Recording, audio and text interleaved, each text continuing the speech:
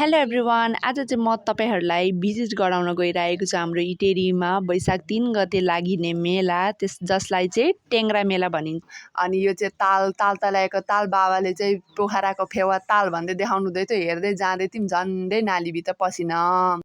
हामी चाहिँ टेङ्ग्रा मेला प्रवेश गरिसकेको थियौँ। अगाडिदेखि नै सानो दोकानहरू राखिराख्नु भएको थियो, चटपटे बेच्न, जुलापीहरू सबैले बाटोदेखि नै बनाइदिए। यहाँ चाहिँ होममेड पनि के भन्छ डलहरू ल्याइराख्नु भएको रहेछ। अनि यहाँ चाहिँ खेल्ने मेला, हामी चाहिँ खेलिनौँ ओरिनौँ, डुल्ने मात्रै थियो सबै काम। अनि दुईजना भएर एकछिन यहाँनिर खेलहरूको पनि रमी त हेऱ्यौँ।